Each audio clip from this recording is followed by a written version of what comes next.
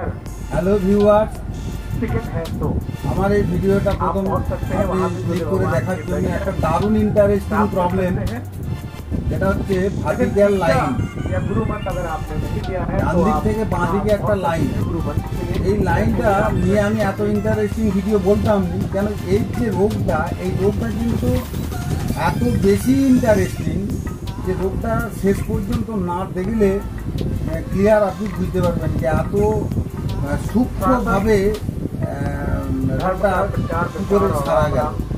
যাই হোক আমি এটাকে এখন প্রবলেমটা সলভ করব সেটা আমি এখন ভিডিওটা খুলে রেখেছি। এর আগে অনেক কিছু আমি এতে অ্যানালিসিস করেছি, সব কিছু যেটা করেছি সেগুলো আমি পরপর বলে যাব। যাই হোক সেগুলোকে আমি এখন বন্ধ করে দিচ্ছি। এবার পরেতে আমি পেছন দিকটা খোলাই আছে, ভিডিওটা যাতে বেশি বড় না হয় তার জন্য আমি এই প্রবলেমটা আগে থেকেই বুঝে রেখেছি এবং সেটাকে আমি সলভ করে ডাইরেক্টলি সলভ করে আমি দেখাবো। তো যাই হোক এর আমি ভোল্টেজগুলো আগে মাপি, দেখে নেওয়া যাক যে সমস্ত জায়গার ভোল্টেজগুলো কি বলছে। তো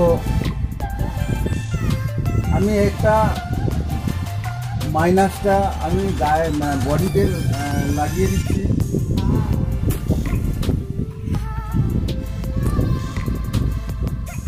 বডির সাথে কানেক্ট করে দিলাম। তারপরে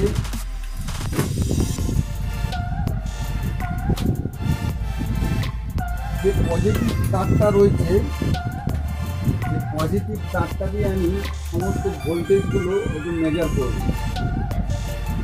তো খুব সূক্ষ্মভাবে ভিডিওটা আপনি দেখতে থাকুন, যত শর্ট করা যায় আমি শর্ট করে দেওয়ার চেষ্টা করছি।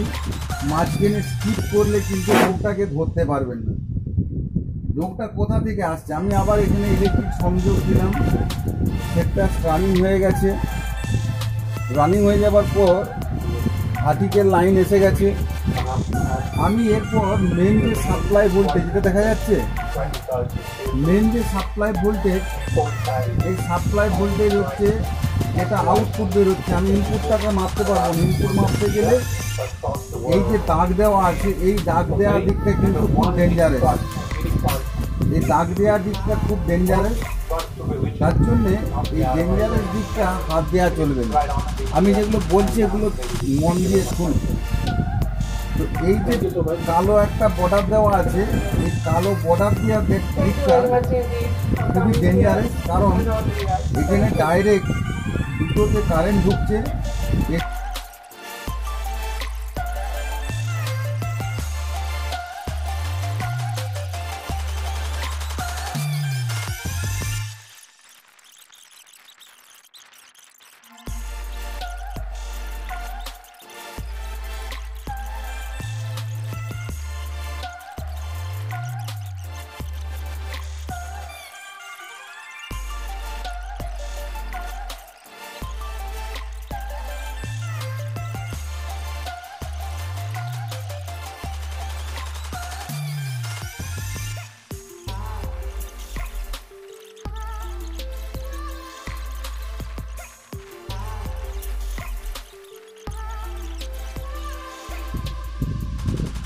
এত ইন্টারেস্টিং, এত সূক্ষ্ম রোগ, এই সমস্ত রোগ খুবই সূক্ষ্ম।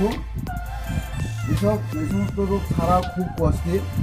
তো যাই হোক এই পিএফটা দেখে তো বোঝা যাচ্ছে না খারাপ বলে, কিন্তু একটা জিনিস দেখা যাচ্ছে কি না, এই পিএফটা দেখুন, আমি একটু বড় করো ছবিটা দেখুন।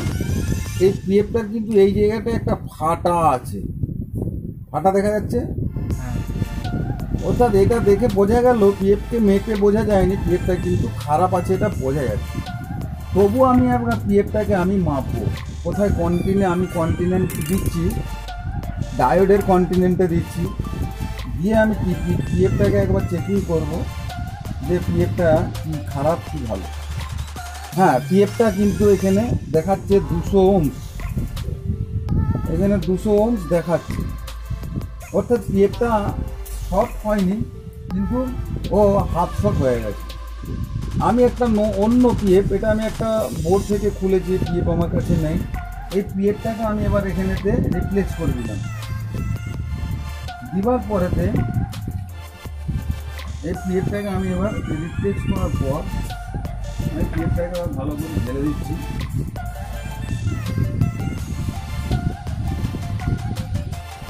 ধীরে ধীরে পর দেখা যাক ভোল্টেজটা কী হয়। ওখানে ভোল্টেজ আমি পিএফটা আগে তো খুলে দিয়ে মেপেছিল, এখন একটা অন্য পিএফ আমি চেঞ্জ করে দিলাম।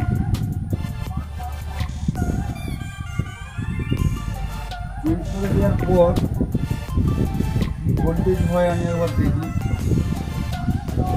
এবার এখানে ভোল্টেজ হতে হবে অন্তত 4.5 ভোল্ট হচ্ছিল না, এখন 0 হয়ে যাচ্ছিল। তো আমি এই পিএফটাকে চেঞ্জ করার পর দেখা যাচ্ছি এই রেজিস্ট্যান্সটার এপাশেও যা ভোল্ট, এপাশেও তাই ভোল্ট সাপ্লাই এসছে এবং এখানে তো সেই একই ভোল্টেজ। এরপর আমি এখানে যে কানেকশানটা দিয়ে রেখেছি এটাকে আমি এবার দিই। এখানে যদি আমি কানেকশানটা দিই ছবি কিন্তু স্টিল হয়ে যাচ্ছে এবং ফুল পিকচার হয়ে যাচ্ছে। আমি এবার বন্ধ করে দিলাম, দিয়ে এবার যেখানে যেখানে কানেকশানগুলো সব খুলেছিলাম সেগুলোকে আমি আবার সোল্ডারিং করে দিলাম।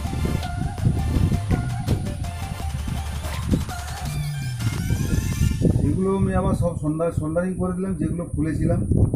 খোলার পরেতে এবার এটাকে আমি একটু অফ করে দিই। কেন না, এটা হলো থিনার। এখন থিনার দিয়ে পরিষ্কার করলে কি সুন্দর পরিষ্কার হবে। এর পাশাপাশি দেখুন আপনাদের অনেক সন্দেহ থাকার জন্য আইসি, কিন্তু আমি অলরেডি কিন্তু এটা 8873 একটা আইসিও কিন্তু আমি রিপ্লেস করেছিলাম, করে দেখে নিয়েছি যে আইসিও কিন্তু খারাপ নেই। তাহলে একটা জিনিস, একটা সামান্য রোগ, এটা যদি আমরা চেকিং করি যে কোন পিনে কোন ভোল্টেজ থাকে, সেটা আমি একবার লাস্ট আমি ট্রাই করে দেখিয়ে দিচ্ছি যে কোন পিনে কোন ভোল্টেজ থাকে এবং সঠিক থাকলে পিনটা ওকে হয়। এবার আমি ভোল্টেজটা মাপবো, দেখি 1 নম্বর পিনে হচ্ছিল না কোনো ভোল্টেজ, এখন 1 নম্বর পিনে 3.5 ভোল্ট এসে গেছে। আর 2 নম্বর পিনে যেমন ছিল 27 ভোল্ট, ঠিক আছে। 3 নম্বর পিনটায় তখন ভোল্টেজ ছিল না 0, এখন 2.3 ভোল্ট এসে গেছে। আচ্ছা, 4 নম্বর পিনে ভোল্টেজ 0, 5 নম্বর পিনে হয়েছে দেখুন এখানেতে কিন্তু ছিল 27 ভোল্ট, এটা কিন্তু হয়ে গেছিলো 30 ভোল্ট, কিন্তু এখন হয়ে গেছে 14.5 ভোল্ট, অর্থাৎ এই ভোল্টেজটা একদম ওকে হয়ে গেছে। আচ্ছা, এর 6 নম্বর পিনের ভোল্টেজটাও 27 ভোল্ট আছে, আর 7 নম্বর পিনে 3.5 ভোল্ট, আর 1 নম্বর পিনে 3.5 ভোল্ট, এই দুটো ভোল্টেজ ঠিক আছে। এখন আমি টিভিটার দিকে এবার ঘুরিয়ে দেখব যে টিভিটার ঠিক কীরকম পিকচার আছে। দেখুন একটা সুন্দর ফল আমি আজকে আপনাদের কাছে পরিবেশন করে দেখালাম। তো যাই হোক, শেষ পর্যন্ত ভিডিওটা দেখার জন্য ধন্যবাদ। তো ভালো লাগলে ভিডিওটা শেয়ার করবেন, আর ভালো লাগলে ভিডিওটা নিজে সাবস্ক্রাইব করে রাখবেন। পরবর্তী দিন এরকম আরও বহুত ইন্টারেস্টিং ভিডিও আপনাদের কাছে দেওয়ার জন্য। এই পিএফটা খারাপ ছিল, দেখুন একটা সামান্য পিএফ, এই পিএফটা যদি খারাপ হয়, এটাকে যদি খুঁজে আপনি বার করেন এর কত দাম। এখন পুরনো বোর্ড অনেক আছে, তার মধ্যে থেকে আমি পিএফটাকে খুঁজে নিয়ে লাগিয়েছি। যদি এইভাবে যদি মিস্ত্রিরা খেটে মেহনত করে যদি টিভিগুলো বাগায়, তাহলে কাস্টমারেরও বিল কম হবে এবং আপনিও একটা ভালো মুনাফা করতে পারবেন। যাক, এই পর্যন্তই। ধন্যবাদ আপনাকে শেষ পর্যন্ত ভিডিওটা দেখার জন্যে। Thank you viewer. এই জন্যই শেষ করছি আজকে। পরবর্তী দিনে আবার কোনো প্রবলেম পেলে আপনাদেরকে ভিডিওটা শেয়ার করে জানাবেন। Thank you.